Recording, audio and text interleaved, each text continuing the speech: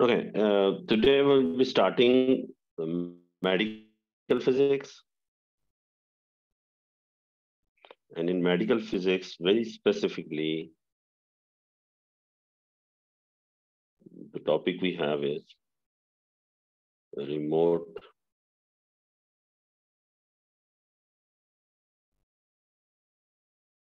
sensing.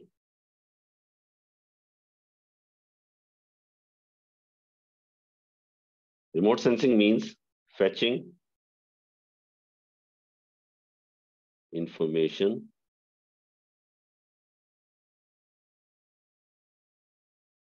of human or animal body without physically invading into its body. So we don't go into the human body, but we fetch information of the inside. That is called remote. For example, if we go to a doctor, actually, when we go to a doctor, doctor does less biology on us and more physics on us.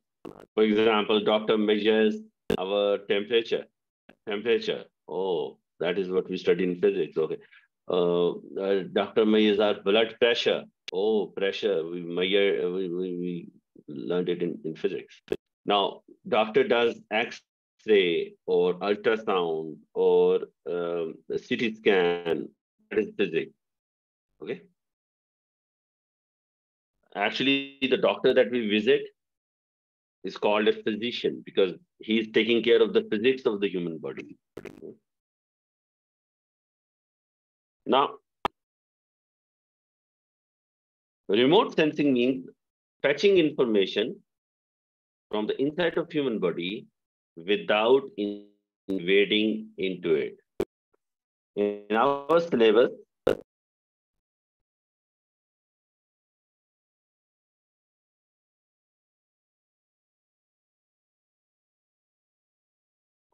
we have.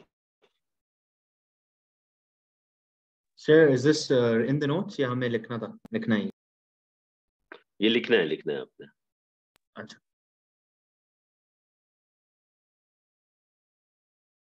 In our syllabus, we have X-ray, ultrasound, CT scan,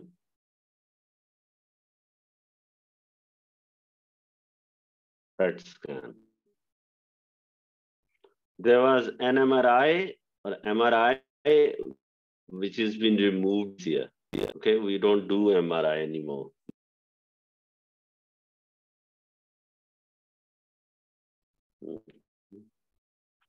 Like when we say we don't do MRI anymore, does not mean that we don't do it. It means we don't study it for A-level syllabus.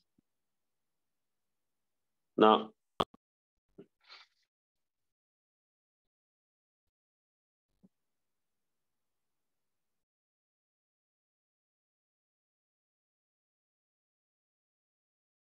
how X-ray work?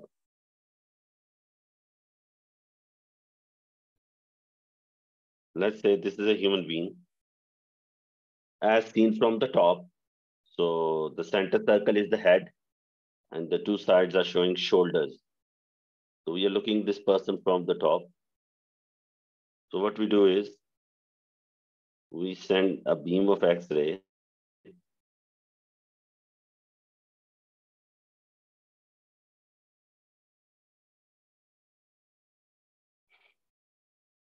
is body. So some of the X-rays on the way pass through the fleshy part of the body, meaty part, soft tissues. So those X-rays will easily pass through the body. But some of the X-rays, they encounter bone or tough muscles. So those those radiations cannot reach the screen. Those radiations cannot reach the screen. So a kind of shadow is made on the photographic film.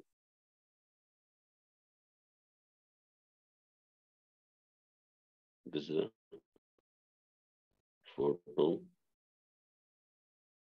photographic film, and we get a shadow of bones or any other tough materials that did not allow the radiations to pass through, or they absorb the radiation. Sir, Yes. oh, can you go just a little up, please?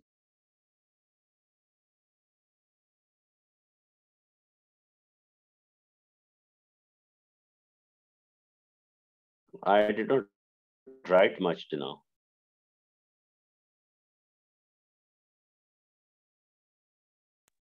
Yeah, okay, thank you.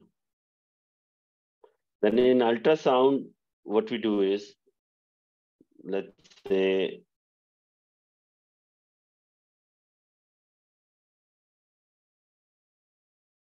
this is the human body. I hope you understand that human body has layers.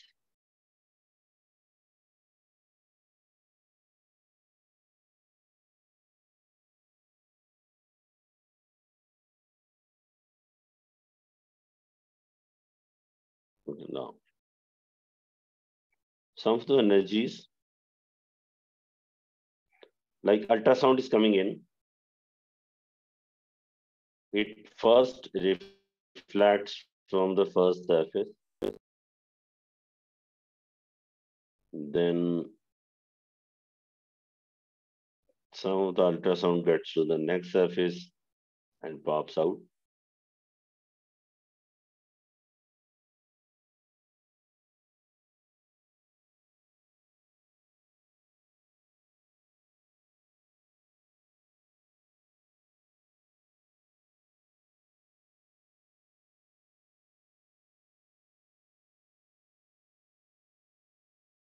No. Because it is electromagnetic wave, we know the speed of this wave in different kind of materials. For example, the first layer is layer of skin, fat, bone, muscle. So these are different layers. So sound will reflect from every layer. If we can find out the time between the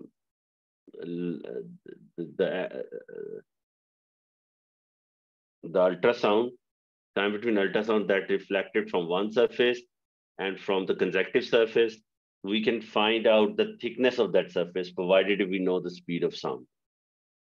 If we know speed of sound in that particular medium, just 1 second.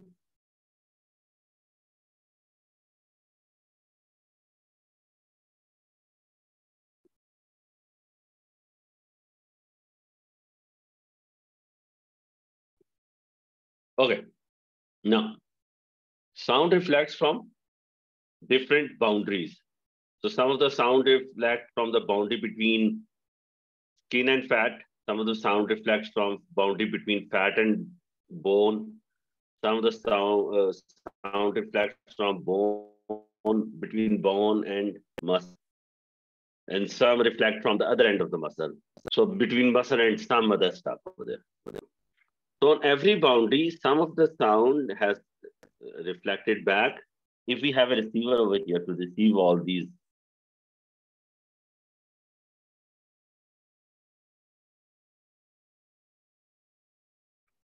if we receive all these reflections and the time interval between them, we find out thicknesses,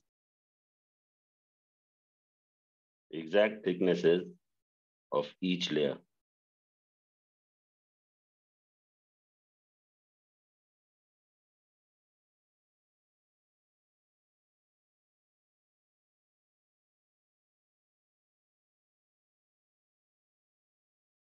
Okay. So we can find out thickness of every layer. So this is how doctor can find out that there is a stone inside the human body, and this is how ultrasound gives a diagnosis for anything inside the human body without invading into it. This is how ultrasound works, right? This is how ultrasound works. This is Okay.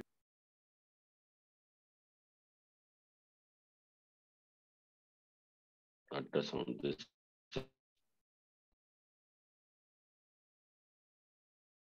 X-ray. Now, And sir, we'll go into detail, right, on how it actually like works. yes. I'm just giving you an introduction. Whenever a particle and antiparticle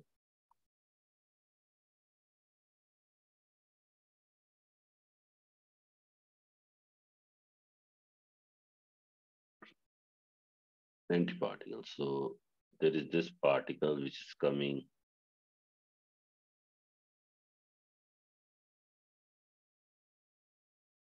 like this. There is this particle.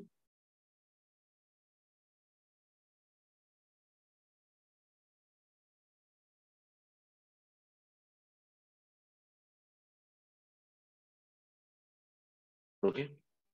So two particles are coming together. So what happens when they get together here?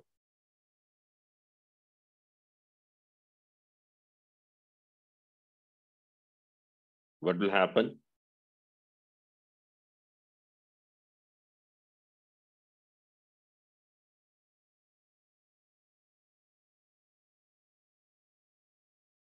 A kaboom, a blast. What kind of blast? Whenever a particle gets with its own antiparticle,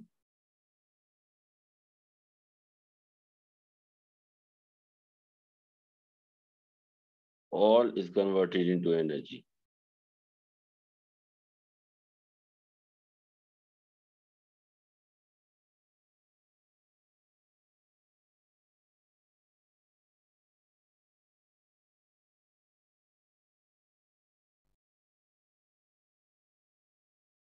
Okay.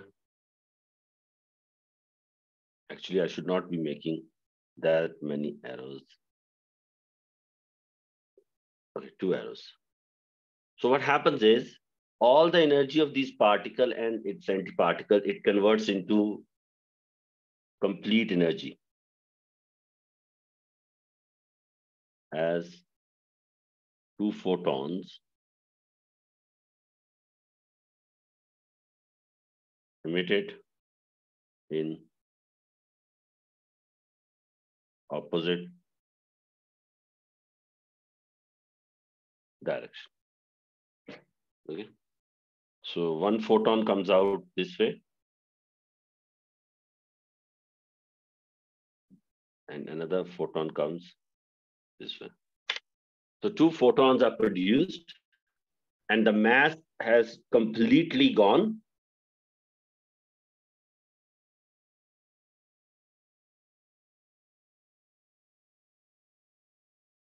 So these two particles have the same mass or the different?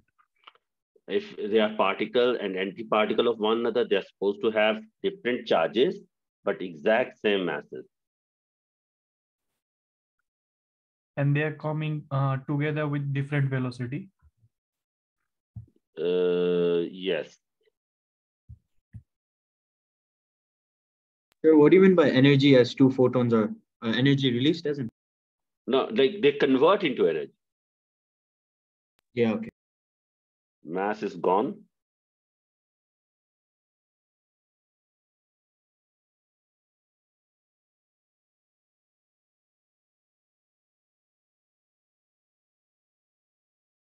E equals to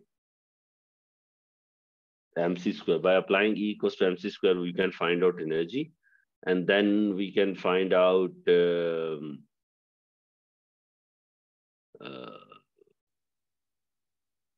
speed we already know.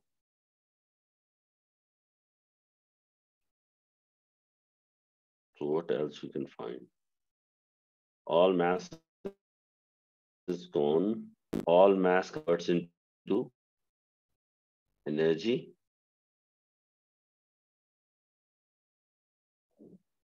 Converts into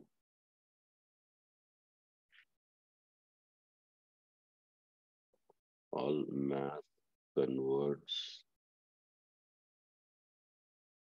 into energy.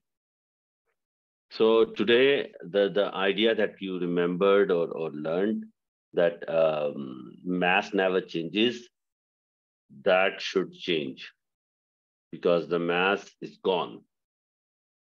Okay. For junior classes, we teach students things like law of conservation of mass and law of conservation of energy. But when we go to the bigger classes or higher classes, then the professor over there says that whatever teacher was teaching you, he didn't know anything. Now this is the correct physics, and they will introduce you to the law, which is that the total mass and energy of a system stays same. It's not only the law of conservation of energy, it is law of conservation of mass and energy, because mass can completely convert into energy. So you can use E equals to mc squared to find out mass, or if you know energy, you can use energy to find out mass. If you're given mass, you can find E. So there are three variables. Actually, there are two variables. T is fixed. T is 3.0 into 10 to the power 8.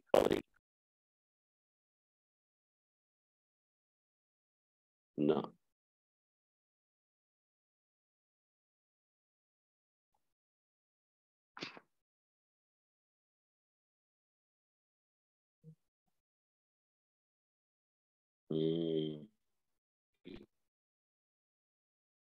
What is CT scan? In CT scan, a patient is laying on a bench or a stretcher. This is the person. This is the X-ray emitter. This is screen. Now the thing is, this X-ray gun can move like this.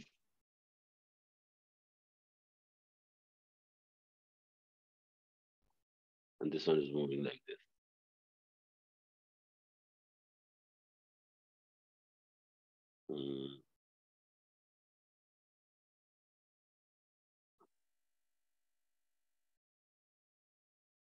So multiple scans are made.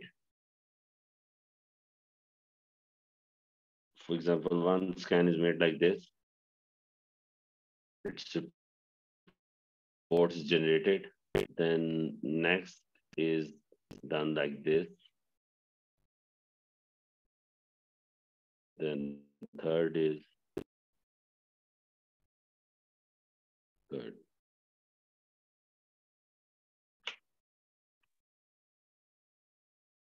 Okay, confusion? No, sir. So does it scan in a slice and then immerse it in a single? No, that is done for CT scan, not. Okay, I was studying CT scan. So this is CT scan or ultrasound? This is CT scan. Yes, you're right. So we keep on rotating what you should say, X-ray emitter. This is X-ray gun. This is receiver. What happens is X-ray gun and receiver can move 360 degrees around the patient. So they keep on taking pictures from different angles. Okay. If you have ever seen a CT scan report, Yes. okay, how is that different from normal X-ray? CT scan produces like a 3D image, while X-ray is 2D. No, I'm talking about on page, like. It's like a graph or what? No, there are different ways of explaining the relationship.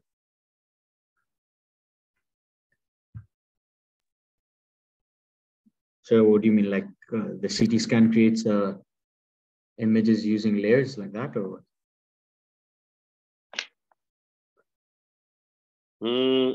Just 1 second.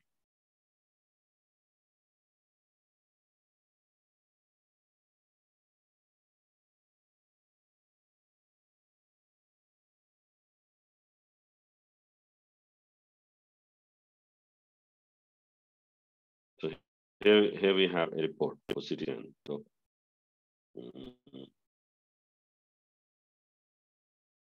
so what has done is that the whole region that we were supposed to study, we split it into small slices, and then we find out the nature of every single slice. So in this case, a doctor is not only aware of the size of the object, and he can also find out the depth of the object, like how far that object is from the front skin, how far is that object from the back skin, and where actually that object or that tumor or that cancer or whatever that we're looking for inside the human body, where is that?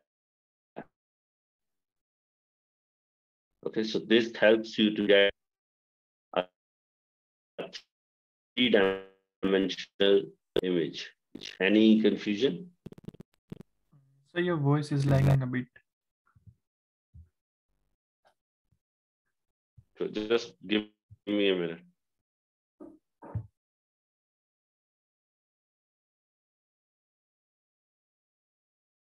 There is a technique called triangulation. If we can find out distance of any particular point from 3 different points, okay? If there is one point that we have to locate, I tell you the distance of that point from point number 1, then distance of that point from point number 2, and then distance of that point from point number 3. And if you make 3 circles for all the possibilities of that point, you will narrow that region to a very small area where you can pinpoint the exact position of the object. So when we measure or take X-rays from multiple directions in different angles, we keep on, not only we now know every single part of the body, because we have split it into very small sections, we also know the nature of that part. How do we know the nature? Because when X-rays go through them, some intensity of that X-ray is lost. On the basis of how much X-ray is lost, we can find out the nature of that small section of that part. Okay. Obviously, we are not doing a CT scan for the whole body. We are doing CT scan for a certain part of body.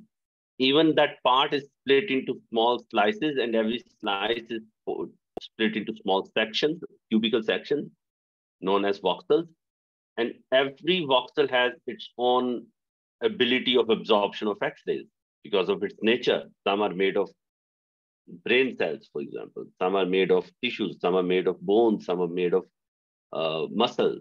So they all have different abilities to resist the motion of X-rays and absorb the X-ray energy. So on the basis of that ability to absorb X-ray energy, we can find out the nature of that small section. And when we combine all those sections, we get the image of a slice. And when we combine all the slices, we get a 3-dimensional information about the whole part that we were investigating. Now, this is how the doctor is taking or seeing it, because doctor is given this. So doctor can see every single slice. So these are the images of same part of the body, but different slices. Okay. So if there is something wrong, doctor can see that from which slice it starts and at what slice it ends. So that can also give the doctor how long that thing is, how tall that thing is. Similarly, doctor can find the sideways length and width from any particular slice. Okay, doctor can find length and width, and if the third length, height, doctor can find out that in how many sections that thing exists. And doctor knows for a particular machine how many section or how thick it is each section. So doctor can find out the size of the or height of the object as well. Now, this is one other way of doing remote sensing. Now, one last is PET scan. What is PET scan?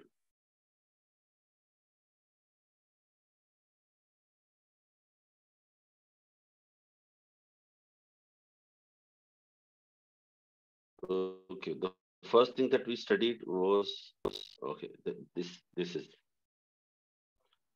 annihilation is used in PET scan. Let's start with PET. Now, PET means positron emission tomograph. Positron, I hope you remember, positron is antiparticle of electron. So positron emission tomograph. So how do we do this? For example, we are using one positron and one electron, one particle and one antiparticle. When they mix together, they are completely gone. Both of them, they disappear. Neither there is that positron anymore, nor the electron. They both are gone, and they completely convert into two equal frequency photons, which travel in exact opposite direction. Now, if they are traveling in exact opposite direction, and we can use that to diagnose, see how do we do that. So when a particle gets with its antiparticle, annihilation takes place. Kaboom means a blast. Okay. A particle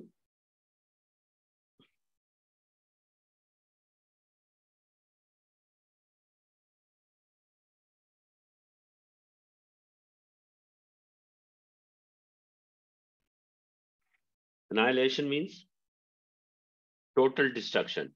So when a particle and antiparticle, in this case, electron and positron, mix together, we get two what? Photons. Two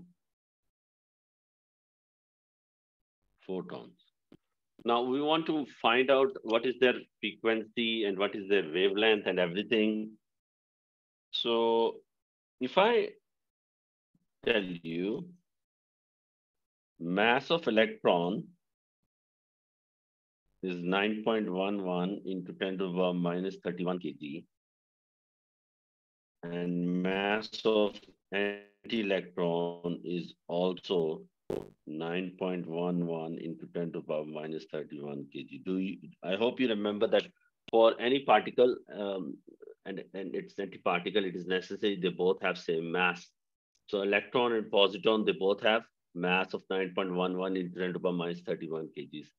Can you find out their, they will produce 2 photons.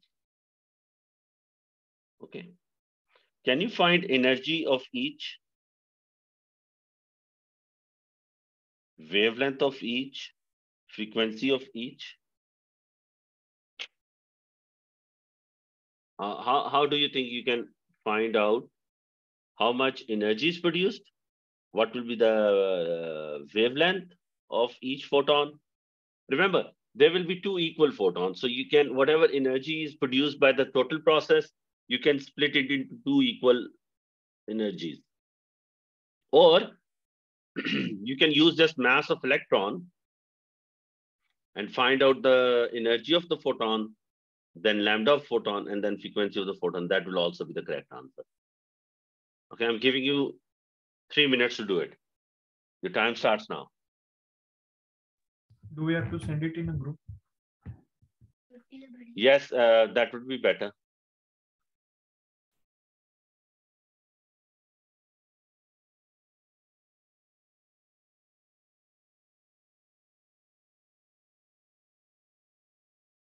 So of the electron and the positron, yeah?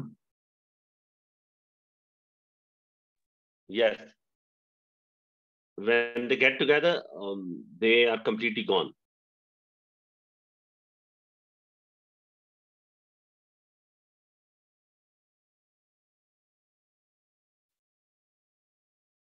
So in order to find out energy, you can E equals to mc square. And then if you get energy, you can use E equals to hf to find F, and then C equals to F lambda, find frequency. So here's the list of equations you can use. E equals to mc square, where m will be the mass lost. It can be mass of positron or electron. If you want to equate it to a single photon, then energy equals to hf for frequency and C equals to F lambda for lambda. And these will be the answers that you'll get. Okay, see you people tomorrow. Thank you very much. Sir, what is the mass of positron in data? Same as electron. Sir, in data booklet, it's 1.67 into 10 to the power something like minus 27. minus 27. That is atomic mass unit. That is mass of proton. I'm saying positron. Okay, acha. Positron is antiparticle of an electron. An antiparticle of electron should have the same mass as particle. Okay. Okay. See you people tomorrow at the same time. Thank you very much. Allah Hafiz.